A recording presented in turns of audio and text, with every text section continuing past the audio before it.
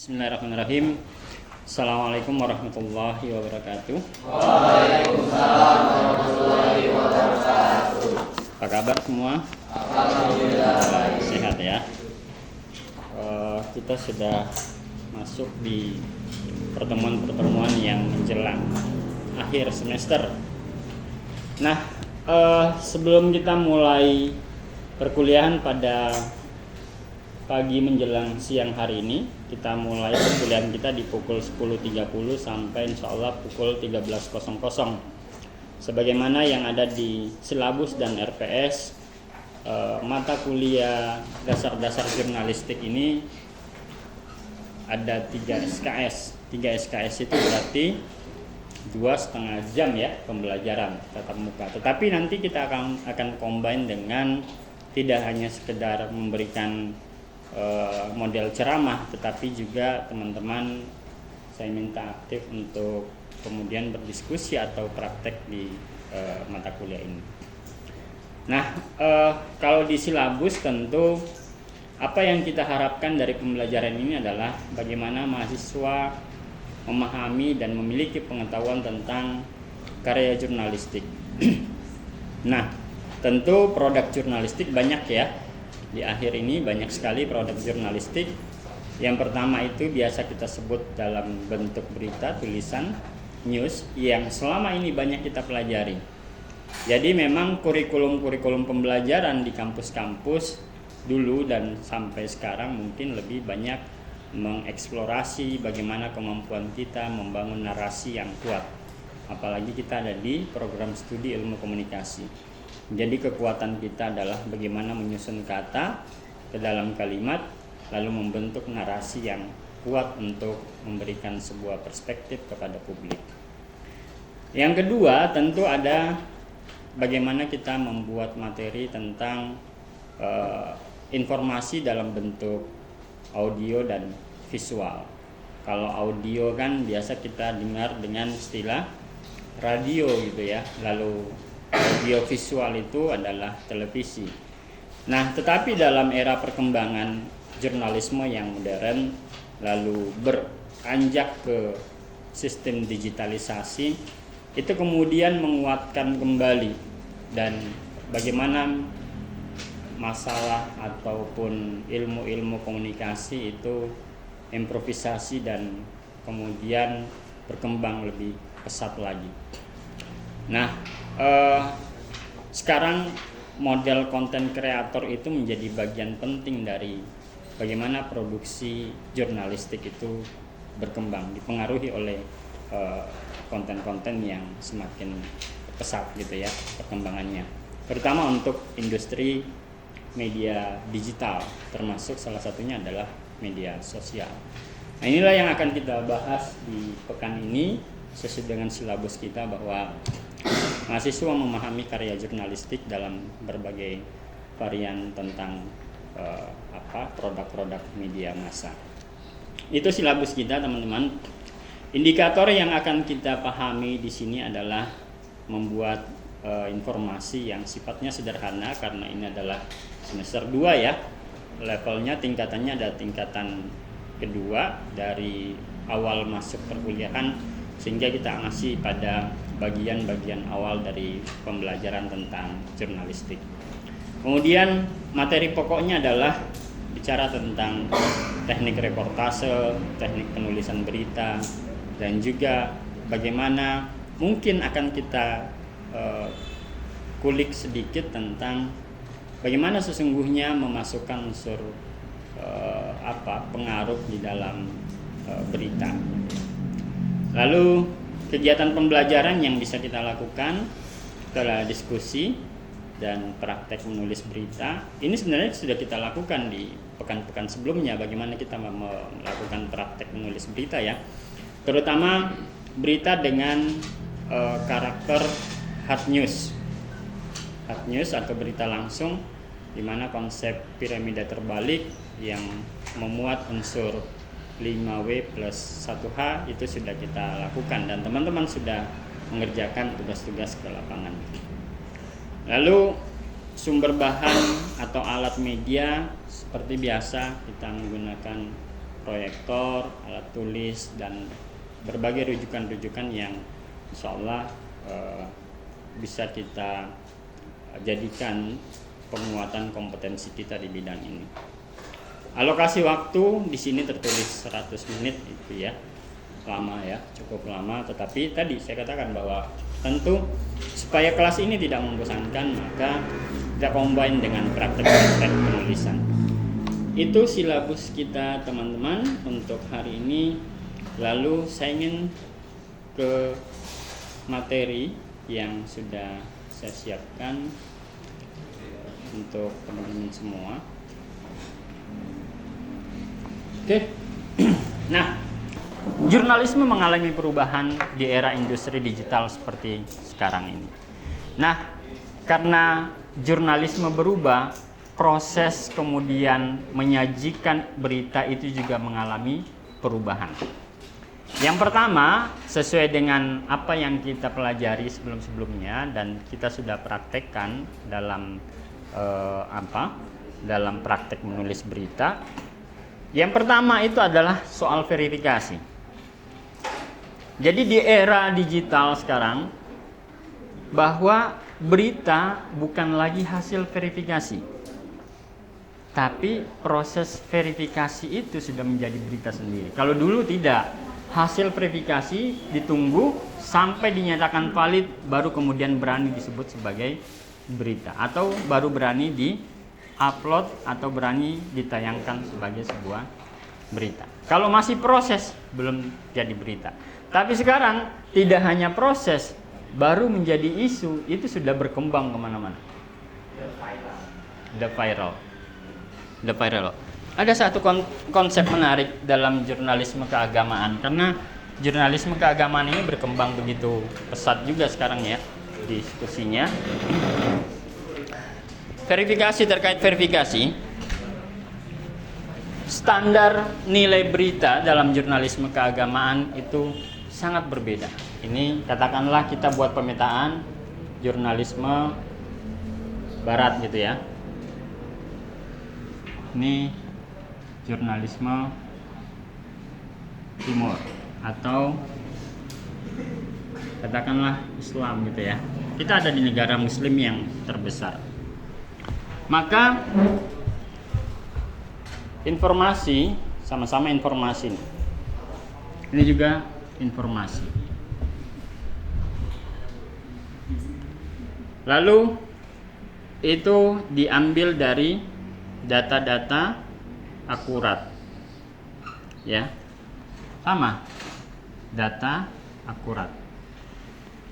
Lalu ke bawah lagi itu disebut sebagai sebuah fakta atau peristiwa, ya kan? Fakta atau peristiwa. Nah, dalam konsep barat teman-teman, ketika sudah menjadi fakta nyata adanya, maka sebarkan. Ini dia tugasnya. Kenapa? Cukup sampai fakta itu bisa dipertanggungjawabkan sebagai sebuah peristiwa, maka sebarkan informasi. Bagaimana dengan jurnalisme agama? Ini kita agak sedikit keluar ya, untuk membedakan saja identifikasinya. Maka sebarkan ini belum bisa dilakukan. Kenapa belum bisa dilakukan? Masih ada satu indikator yang harus kita penuhi. Apa itu? Yang menjadi syarat mutlaknya adalah manfaat. Baru sebarkan. Disinilah dia perbedaannya.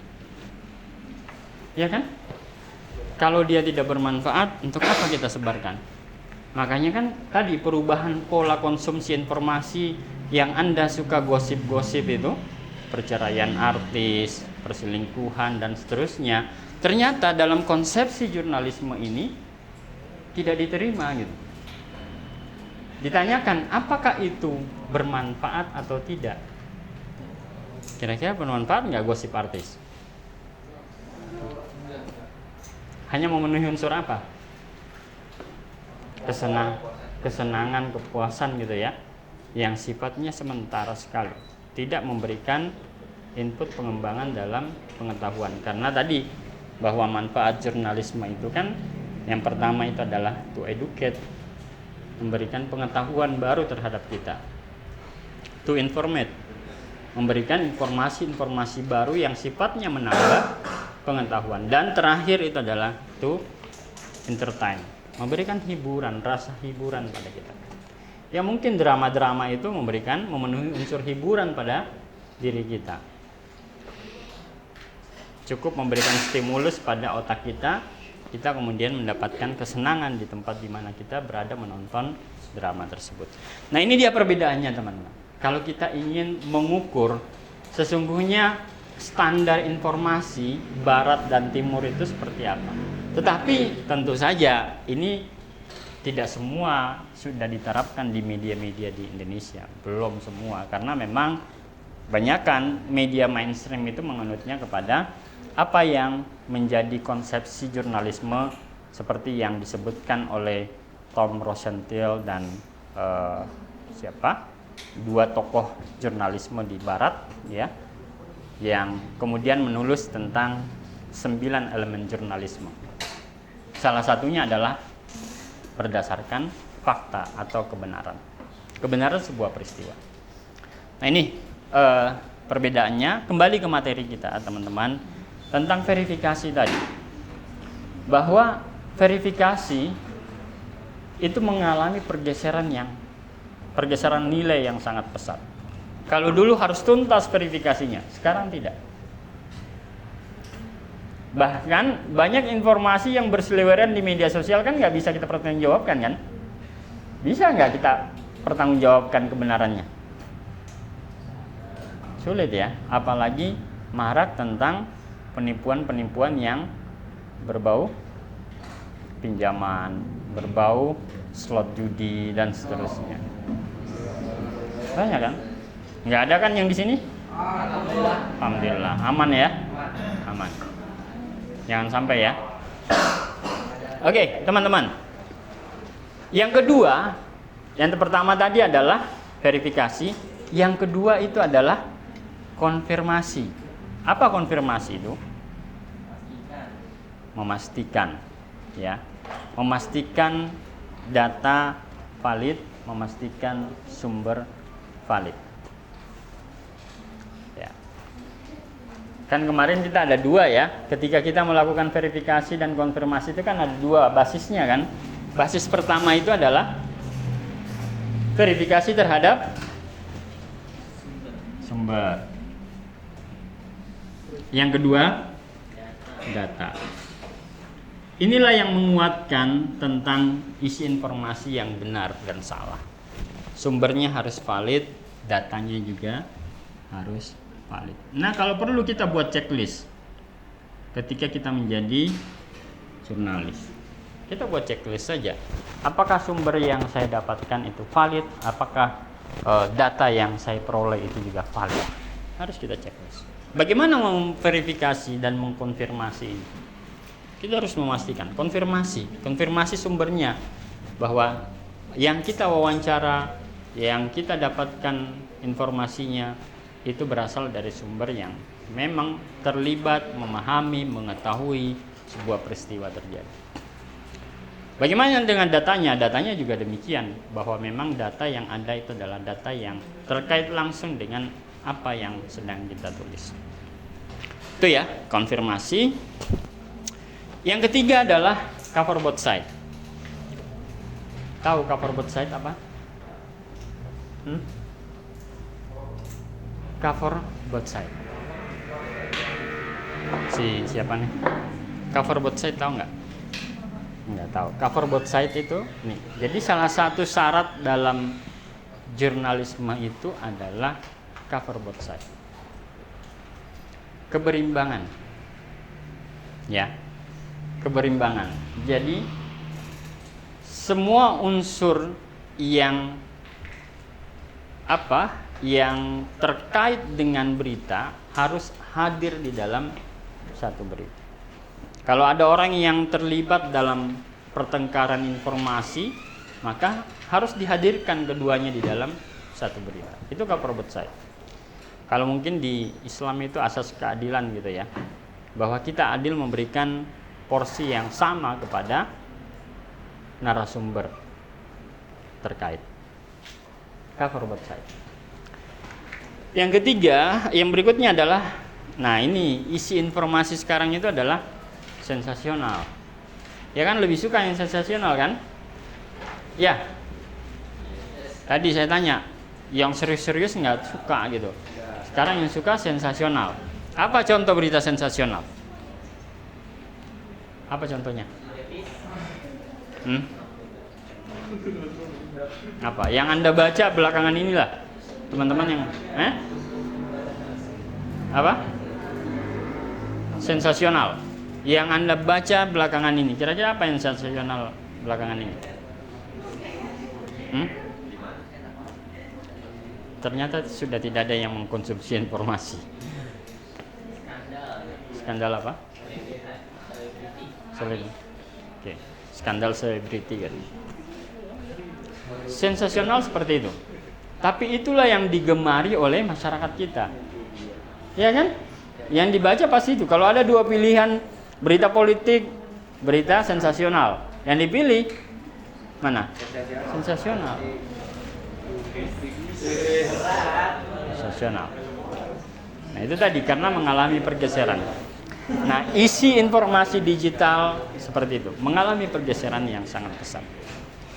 Oke, teman-teman, itulah gambaran tentang keadaan.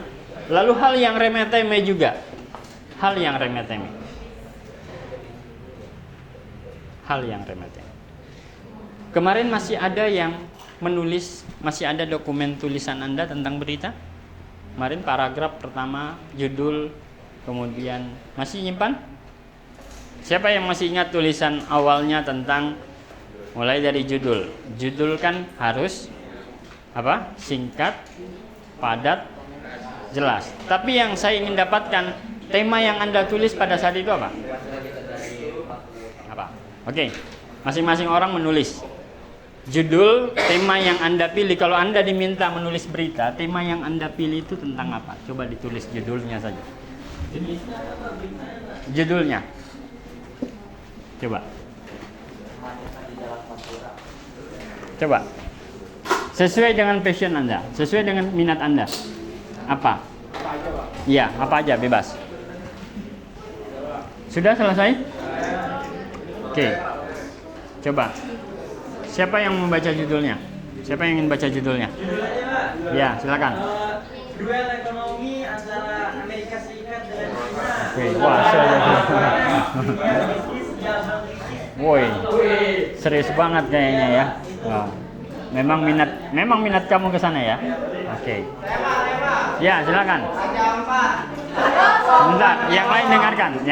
Apa? Diulang? Enggak kedengaran, yang lain diam dulu.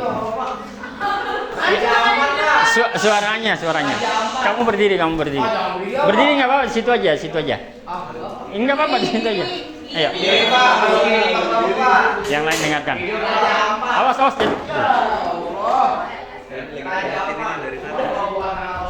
Oke. Raja Ampat, Papua bukan tanah kosong. Oke ya. Yang lain siapa lagi? Ya, kamu. Konflik perbatasan Kamboja Thailand. Ini serius-serius semua beritanya. Iya, kamu. Oke, Prabowo cabut kesempatan. Yang lain, makasih. Yang lain siapa lagi? Ya. Oke. Nyindir kayaknya. Iya, bagus. Iya, bagus. Jadi soal bola ya. Tadi kita yang lain sudah dapatkan yang serius 4 nih. Ini yang ringan-ringan bola. Hobi. Yang lain, yang cewek belum kedengaran. Ayo kamu. Apa? Oh. Iya. susu ya, luar biasa. Masya Allah. Arahnya ketahuan tuh kemana arahnya gitu ya. Memang mahasiswa tuh harus kritis ya. Oke, baik. Ada lagi kamu? Novi, silakan Novi. Yang lain dengarkan. Saya tampil keren tanpa ribet, inspirasi outfit simple untuk aktivitas Tuh, sehari-hari. tampil keren tanpa ribet. Outfit ya. Bicara tentang fashion. Ada lagi nggak yang lain yang kira-kira ya lebih kamu? Ayo. Apa? Viral wajah mulus hanya dengan 3 produk atau What? Viral wajah mulus hanya dengan 3 produk, fakta atau gimmick. Oke. Ada lagi? Jadi tadi fashion ya. Terus apa? Ayo.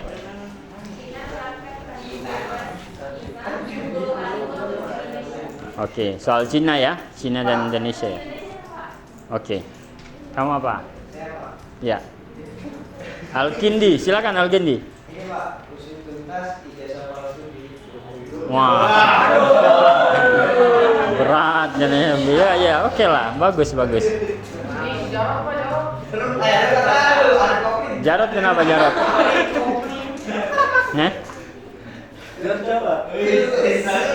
Oke. Oke, teman-teman, ada lagi? Kalau enggak kita selesaikan sedikit lagi.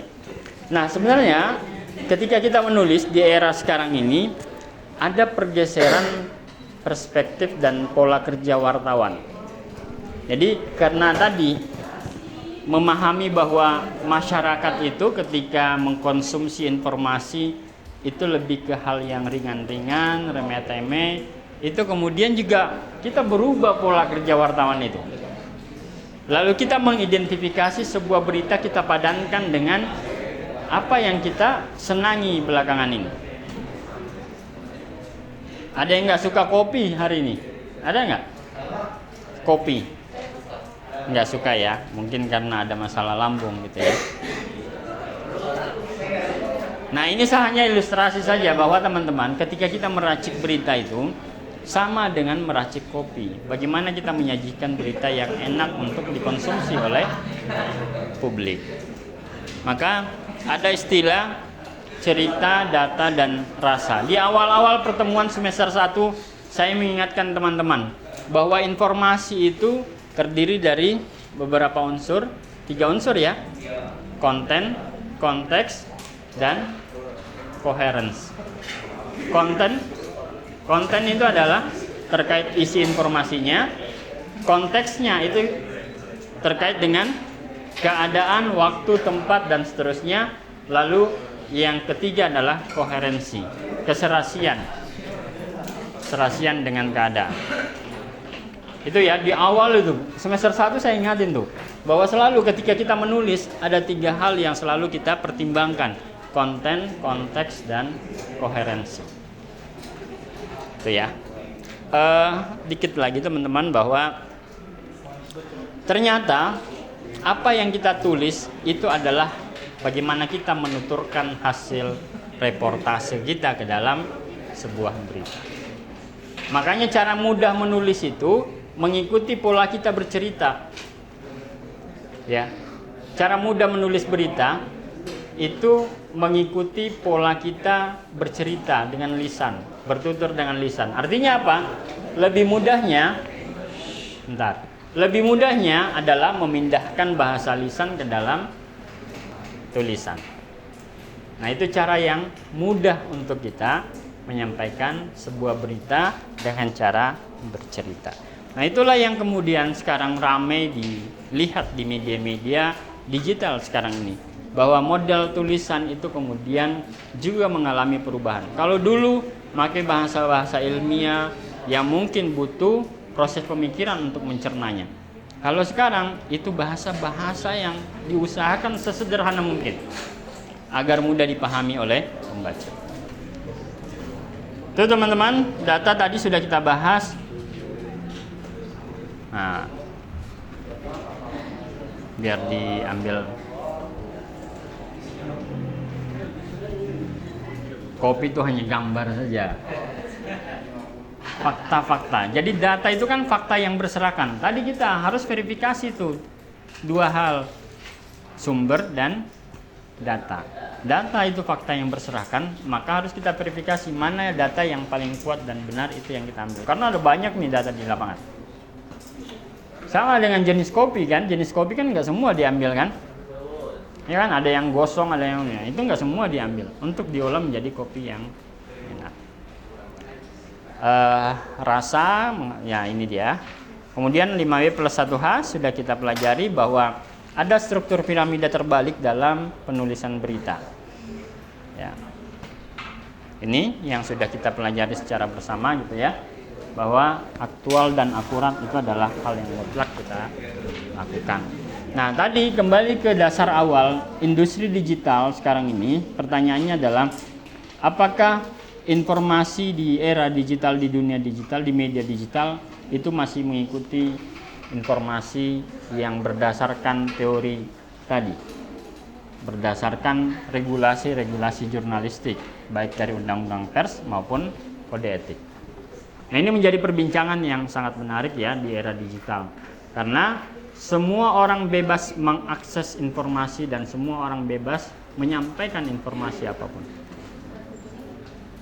Nah, kita yang mengalami pembelajaran di kelas semacam ini sebaiknya kita tetap patuh pada yang namanya regulasi, baik dari regulasi yang terkait dengan undang-undang pers maupun dengan kode etik jurnalistik. Jadi semua ada basis teoritisnya untuk kita kerjakan dan kita memberikan informasi yang aktual kepada masyarakat. Informasi yang bermanfaat. Nah, ini salah satu contoh judul ya. Ringkas, padat, dan jelas. Nah, ini peristiwa di zaman lalu. Menterinya Susi, tahu Susi? Susi Pujiastuti, tahu kan? Nah, inilah judul beritanya. Menteri Susi tenggelamkan kapal Sino. Itu Sino itu kapal, nama kapal, salah satu nama kapal asing yang ditangkap oleh pemerintah Indonesia ketika itu. Nah, ini judul yang menarik, yang kira-kira ada unsur sensasionalnya, dan ini yang disukai di media-media digital. Orang kan meskipun beritanya serius, tetapi kemudian orang lihat, oh ada unsur sensasionalnya. Inilah yang kemudian membuat menarik berita itu dilihat. Nah, ini adalah tulisan awalnya. Nah, ini teman-teman, coba dibaca. Siapa kamu baca? Yovan. Paragraf pertama ini. Menteri Kelautan dan Perikanan Susi Pujiastuti menenggelamkan 81 kapal asing yang melakukan pencurian ikan di wilayah perairan Indonesia. Dari 12 lokasi, salah satu kapal bernama Sino ditenggelamkan dengan cara dibom. Nah, ini ada unsur sensasionalnya ya.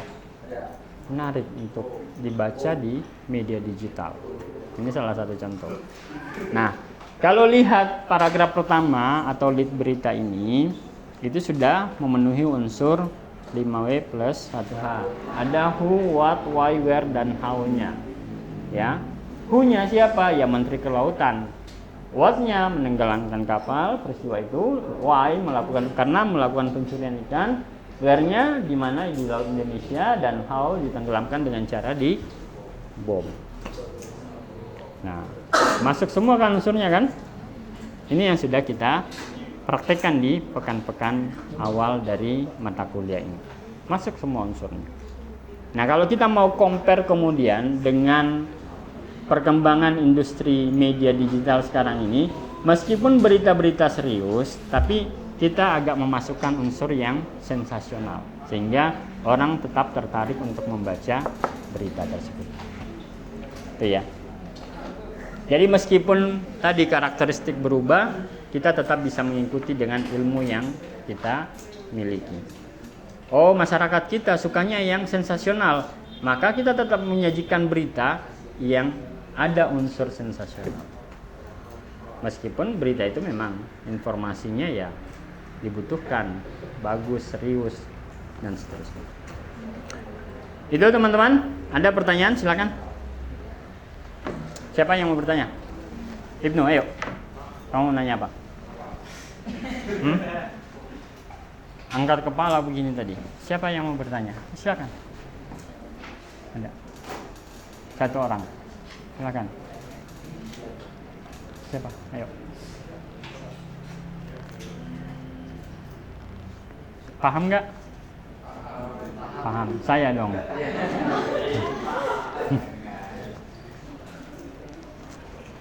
Ya. Ada banyak materinya teman-teman. Nanti bisa Anda baca lebih jauh lagi. Waktu kita sudah di penghujung. Terima kasih atas kehadirannya. Novi, ada yang mau disampaikan? Ya, bisa dipahami ya. Oke teman-teman, terima kasih atas kehadirannya. Sudah masuk waktu zuhur. Insyaallah kita ketemu lagi pekan depan. Dan saya minta teman-teman biasakan menulis, karena kecepatan kita dalam menyajikan informasi yang sifatnya naratif itu dari pembiasaan kita menyusun kata dan kalimat. Itu ya. Soal perubahan pola media itu kita tinggal amati, berusaha bagaimana kita bisa menyesuaikan diri dengan perubahan tersebut. Apalagi Anda ada di era Gen Z, lahir di era Gen Z, sehingga terkenalnya adalah mereka yang mudah menyesuaikan dengan teknologi informasi. Jadi itu menjadi satu keunggulan. Silahkan Anda explore keunggulan Anda untuk kemudian bisa bermanfaat kepada masyarakat yang lebih luas melalui informasi-informasi yang sifatnya digital. Terima kasih atas kehadirannya. Mohon maaf atas segala kekurangan. Materi hari ini kita cukupkan. Kita akhiri dengan kalimat hamdalah. Assalamualaikum warahmatullahi wabarakatuh.